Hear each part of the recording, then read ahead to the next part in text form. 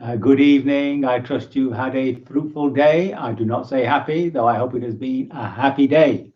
Namo tassa bhagavato arahato samma sambuddhassa. Namo tassa bhagavato arahato samma sambuddhassa. Namo tassa bhagavato arahato samma sambuddhassa. Homage to the Buddha, the blessed, noble, and fully self-awakened one.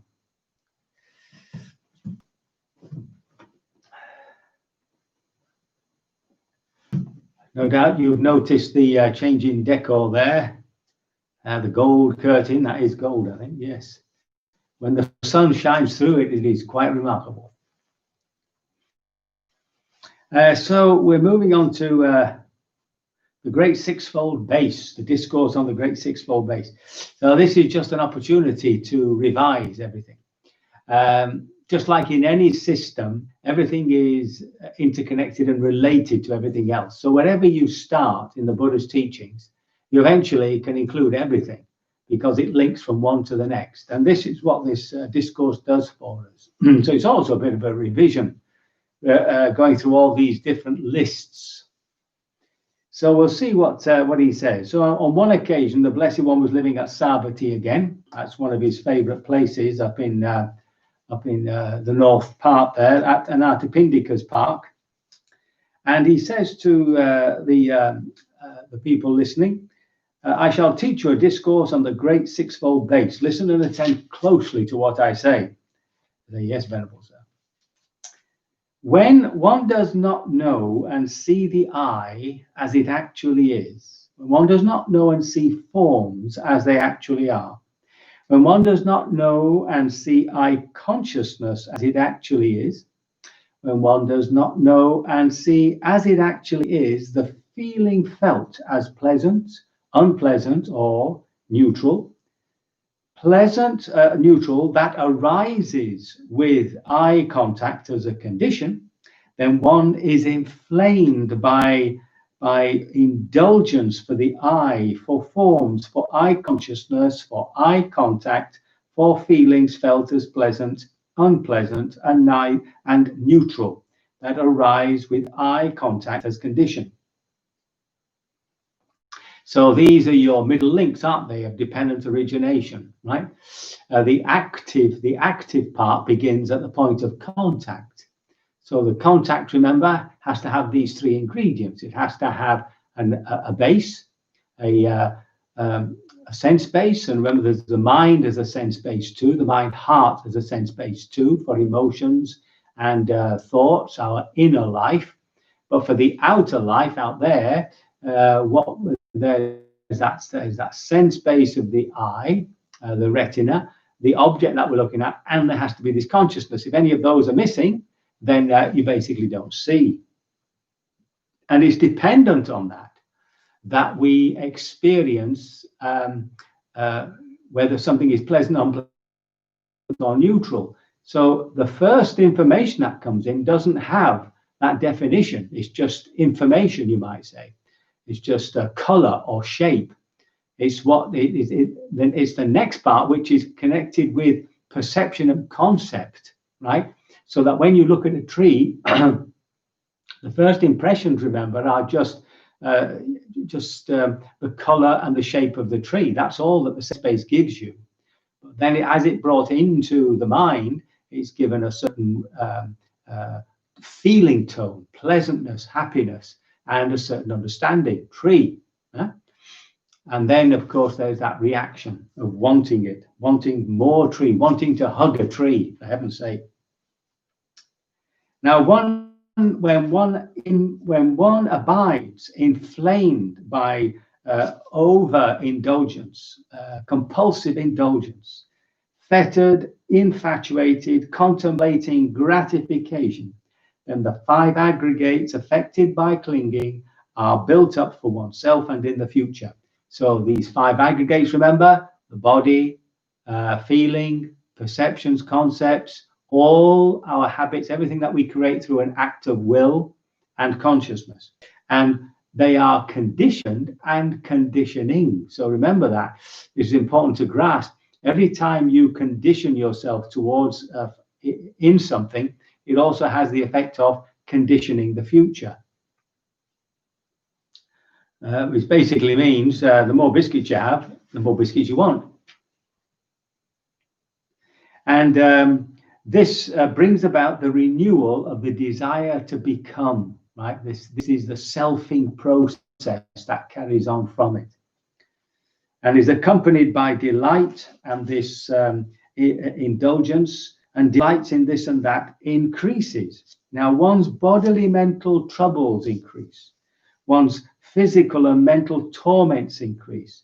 One's physical and mental fevers increase. And one experiences physical and mental suffering. Okay? So all indulgence is bad for us one way or the other. And it's really recognizing that makes us change our behavior. So he's been through the eye contact. So now, of course, he goes through the rest of the 5 senses and the 6th sense, which is the mind.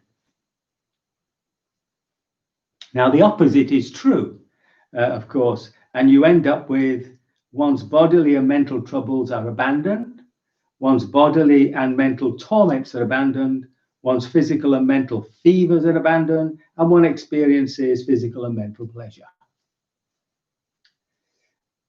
Now, you've got to be careful here. Of course, indulgence in pleasant things also gives you physical and mental pleasure, but eventually they lead you to suffering.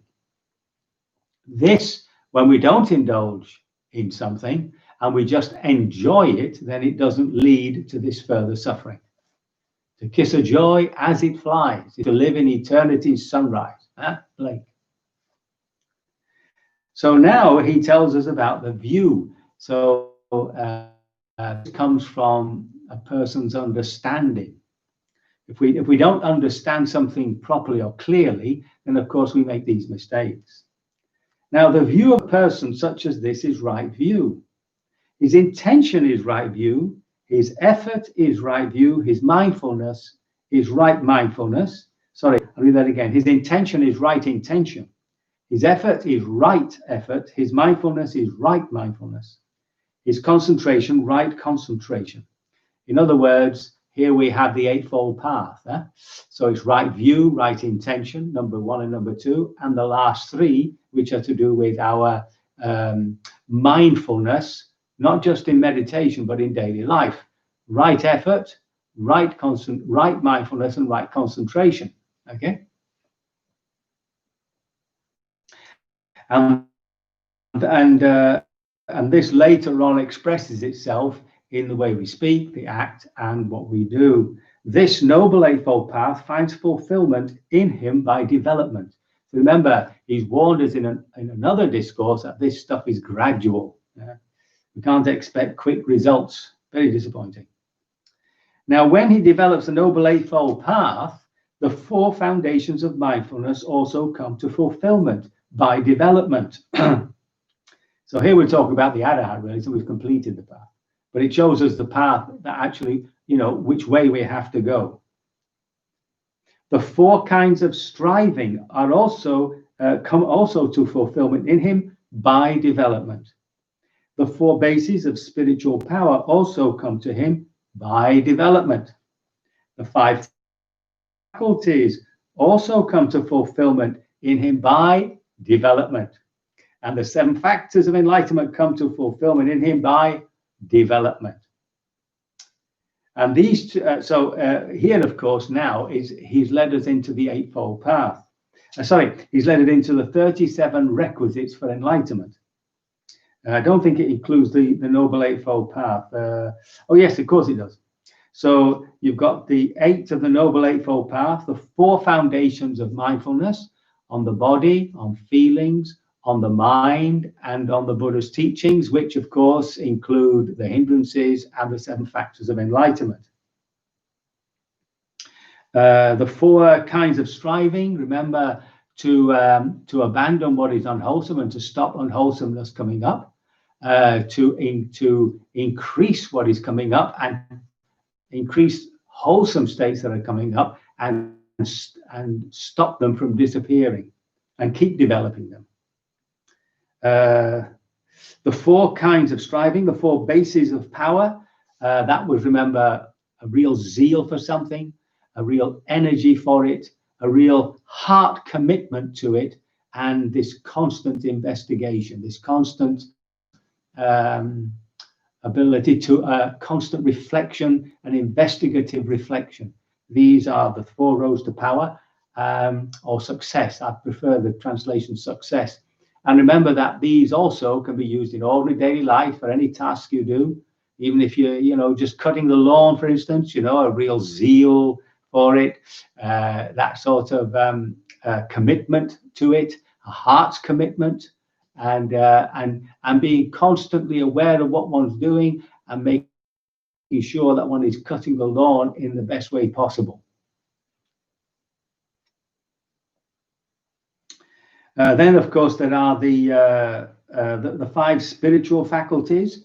So here we've got that the awareness, effort, concentration. I've got them in the wrong order here, I think. Yeah, sorry, faith, effort, awareness, concentration, and wisdom. Now that panya has both the meaning of a wisdom, what you actually understand through your practice, and the active insight process, panya.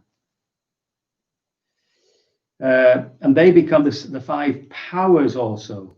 So remember that when one has made the first path and fruit, these are called powers because they become established in the person, especially the faith, the confidence. So before we've had the experience of Nibbana or seen deeply into these 3 characteristics of existence, there's always that sense of, should we say, possible doubt. But once you've seen it for yourself, how can you possibly doubt it? Hence, your confidence is rooted. It's powerful. It's a power. And of course, the 7 factors of enlightenment. So remember those pairs. Awareness balances everything, but then you have the effort with the concentration. Too much effort, you get restless. Too much concentration, you fall asleep. And then there's that sense of calmness with the investigation.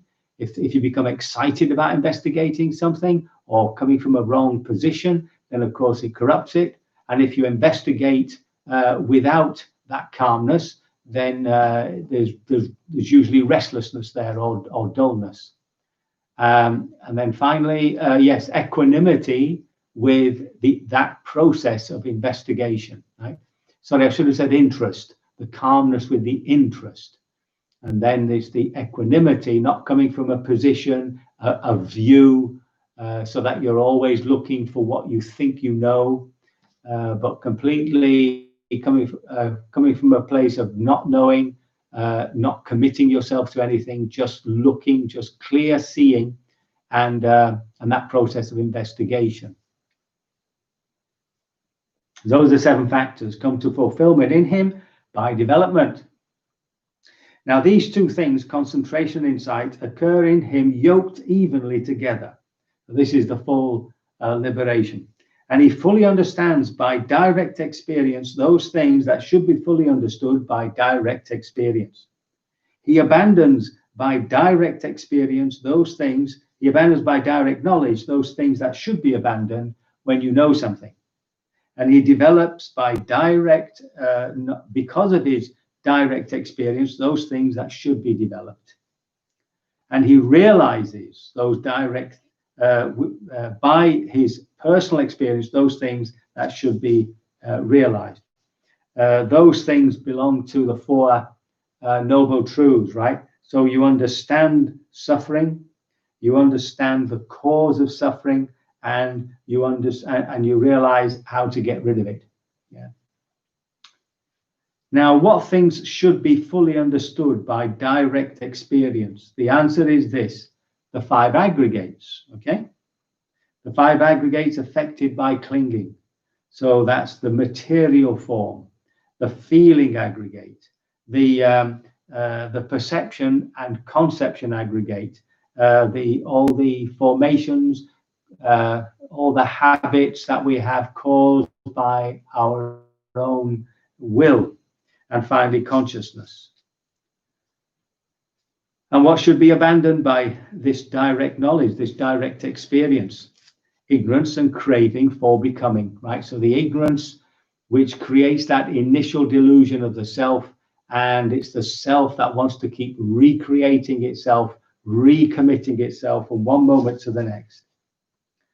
And then finally, what things should be realized by direct knowledge? It should be the way things really are, anicca, dukkha, anatta, impermanence, the cause of suffering, not self, and final deliverance.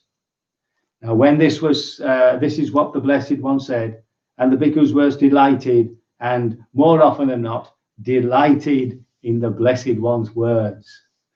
So this discourse is it's like a sort of revision for us.